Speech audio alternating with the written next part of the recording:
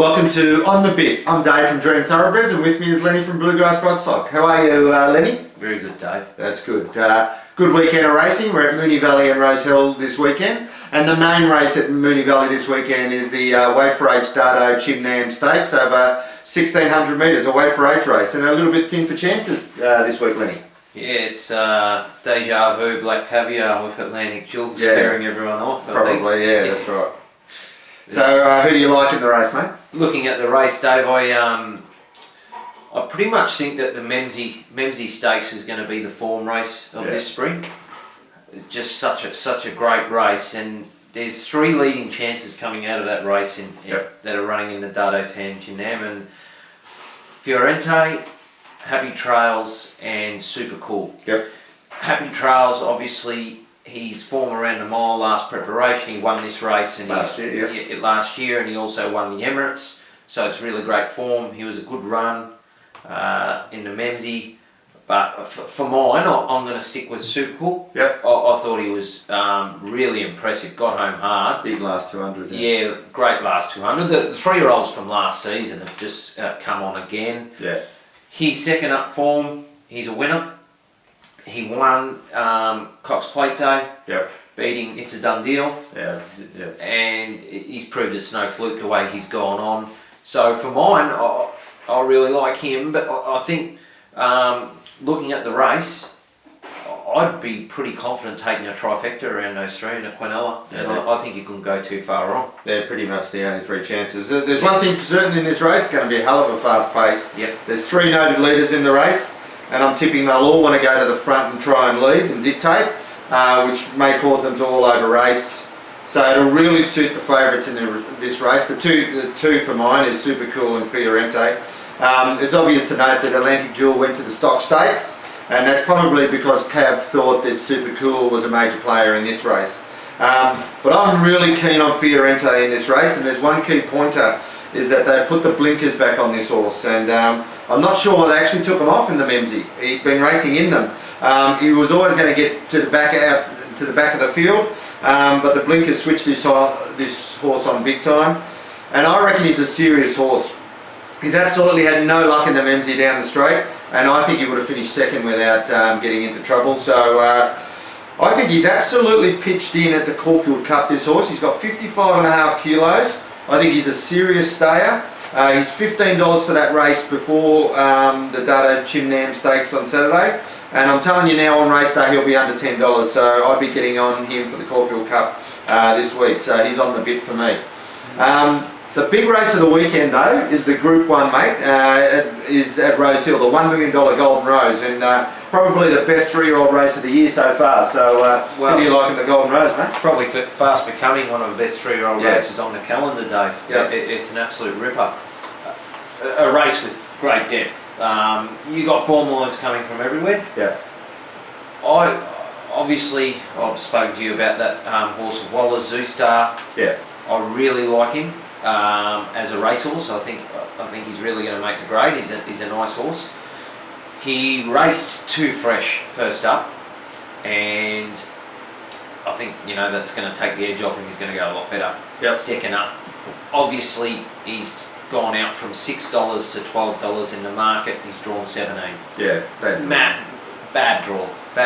But you got Jimmy Cassidy take all his mastery to get this one home. But I think he can either go forward and follow War across from barrier 10, or, which I think he probably will do, is he'll take a sit, go back and ride for luck. And looking at the race, there's going to be speed. Oh, yeah. There's no doubt there's going to be speed, and Rose Hill you can usually run on. So I think at the $12, I think he's a great each way bet for mine. Yep, he's one of the chances, no doubt. I think there's 4 or 5 good chances in this race, and I think a lot of it will come down to the luck and running. I'm actually going for, the Melbourne horses have gone across Fast and Rocking and Prince Arata, and it's really added a different perspective on this race, and I'm actually going to go with Fast and Rocking here. I think he's got the best draw. He's drawn barrier 5. I think it's a perfect distance for him, the 1400. I did actually think Prince Arata would beat him on their last meeting into the next start, but I think with the barrier draw, Fast and Rocking's better suited here. He'll sit midfield, probably one off the fence, should be about 7th or 8th. And I just think he'll be in a perfect position to pounce when they straighten up. And he's got Brett Preble on board from the Caulfield race. He's staying on board.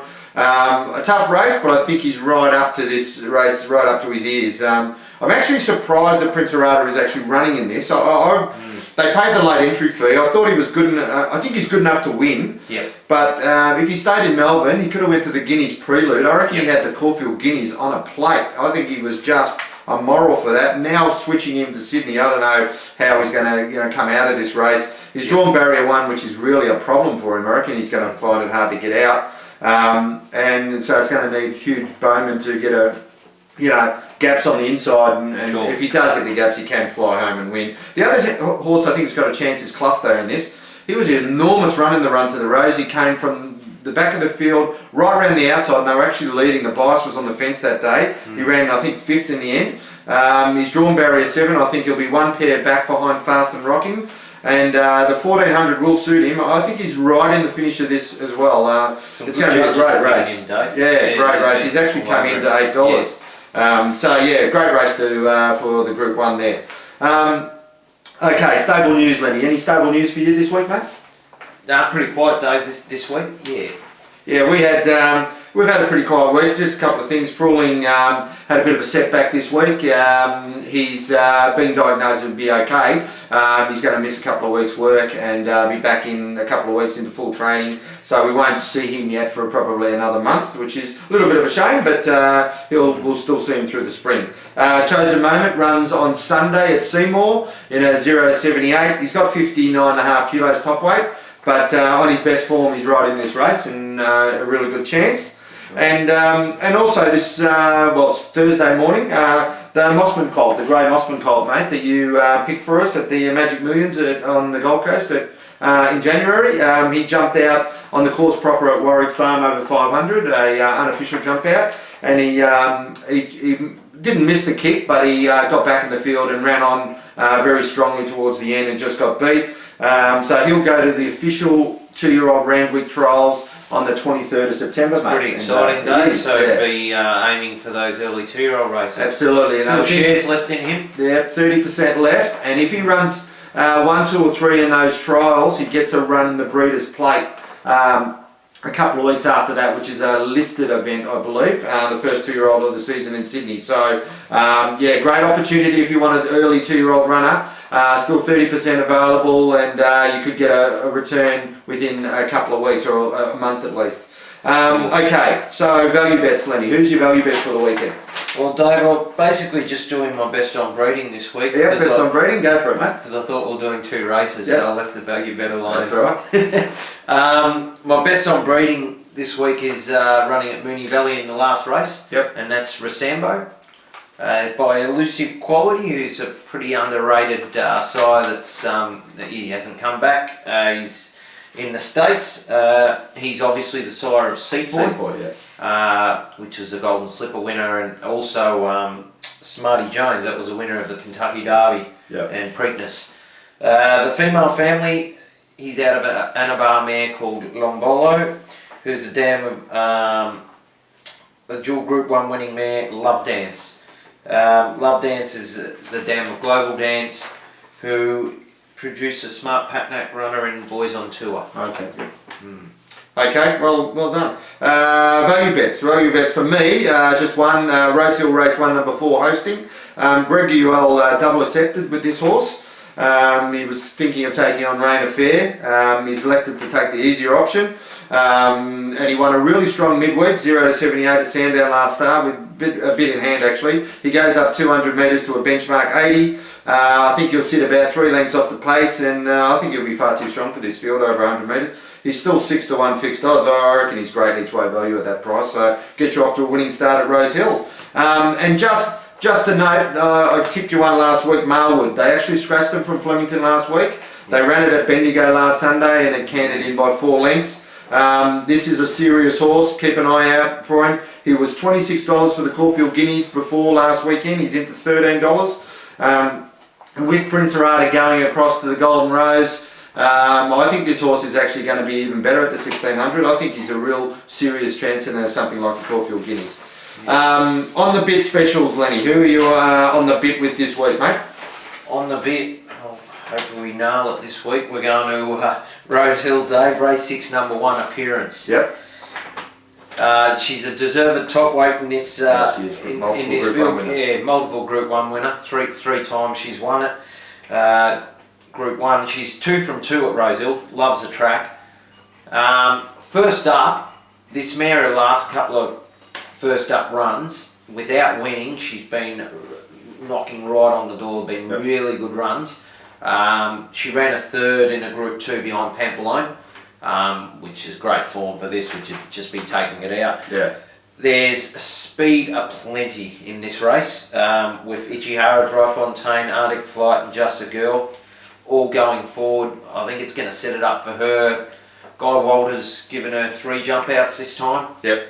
And I think he's got her pretty right to be right there in the finish, and it's $7 I think she's quoted. I think she's a fantastic bet. It's a very tough race though, Lenny, that race. These races always are. You're sticking your neck out.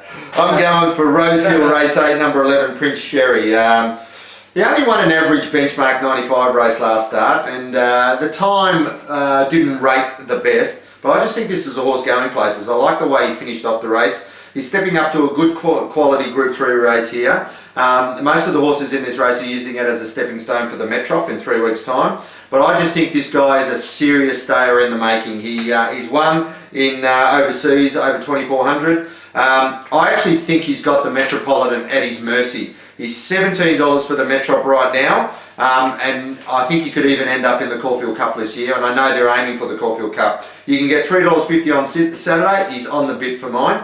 And I'll even add that I think Pelicano is a Quinella horse in that race, and I'm very keen on that Quinella. But Prince Sherry for mine. So on the bit. Off the bit, Lenny, who are you going to lay? Prince Arata. Prince Arata. Off the bit and a golden rose. Dave, we watched that race together. Yeah. Last start at Caulfield, and we both said, well, they meet again, Prince Arata probably wins. Yeah. That was in Melbourne. I was thinking that's where they were going to stay. I think this horse is still learning. It was only his 3rd start. Yeah. I think to go to a Group 1, going right-handed, first time, drawing 1. Yeah. Some might say, 1's going to aid him, but I think it probably won't. Yeah, he's not going to lead. So no, he's going to get back. And I think at the $4 quoted, I can't believe he's favourite, to be honest. It's more on a spruik of the horse that he might be, rather than what he's doing, and I think he's a risk there, big time. The barrier 1 is really the thing that I don't like about him, because he's still learning that horse, Yeah, for sure. I'm off the bit. I'm going to stick my neck out too. Race 5, number 1, Rain Affair. He set a brutal pace last start when he was run down in the shadows of the post, and I just can't see how he can improve off that run. It was just the times he ran were enormous. He'll lead again. I just think there's a lot of talent in this race. He's giving them a lot of weight, and I just think they'll be suited by the fast tempo, the horses in the race with a bit of talent. So I'm prepared to lay him he's close to even money at the moment. I'm just prepared to lay him at that price, so he's off the bit for mine. So he's a horse that probably needs the sting out too, Dave, when he does get on top of the ground, which is going to be Saturday. The 1400 too, I think just sees him out a little bit. So anyway, great days racing in Rosehill. I'm really keen on the Rosehill meeting. A lot of value in there. A bit skinny at Moonee Valley, but we'll be there anyway because we just love punting. And we'll see you next week. See ya, guys.